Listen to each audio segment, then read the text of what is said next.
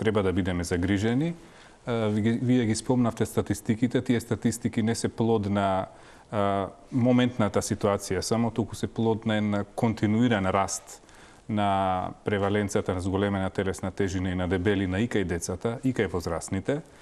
Она што се дополнителни податоци кои што се од истражувањата и на Институтот за јавно здравје, а и од глобалните трендови е дека Македонија е меѓу земјите кои што имаат високо ниво на предвремена смртност од незаразни болести, затоа што дебелината е ризик фактор за незаразни болести, тоа доминантен ризик фактор денеска.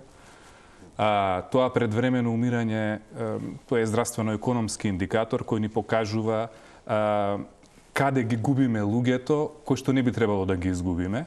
Околу 200 се хронични болести кои се поврзуваат, но постои ли статистика, знаеме ли колку директно во Македонија овие болести токму се поврзани со дебелината?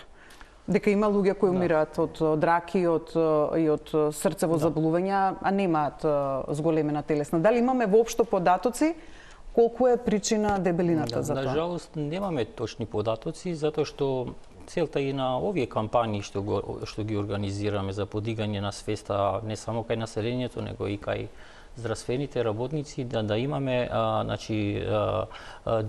добра евиденција на сите хронични незаразни болести преку мој термин. Тоа што е најважно, секогаш кога поставуваме диагноза, секогаш да го шифрираме дебелината како шифра по меѓународна класификација на болести. Ние се радуваме што имаме таа бројка 14.000, иначе до пред 2 години ја немавме ни таа бројка, за жал. Сите тие пациенти ги гледавме во нашиве амбуланти, меѓутоа не сме обрнале внимание и во третманот нивен сме пишувале диагноза, например кардиоваскуларна болест, хипертензија, диабет, меѓутоа за причината не сме обрнували внимание, од што потекнуваат сите тие компликации.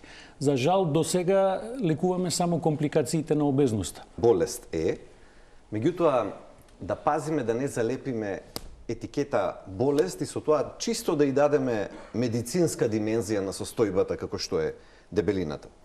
Имено да, во крајна линија ќе заврши кај колегите. Меѓутоа целта е да разбереме според мене дека тука има еден општинствен процес многу поширок и многу поголем, кој што впрочем го произведува тој момент да дојде до тоа да бидеме нација на прагот на обезноста и дека ако само нам лекарите ни го дадат тој проблем, без разлика дали сме во превентива или во куратива, не е тоа решението. Станува збор за нешто кое што има, колегата многу убаво кажа, мултифакториелен проблем и кој што почнува од нивите. Односно, која храна ја јаде нацијата, храната што ја јаде нацијата е таа што се произведува.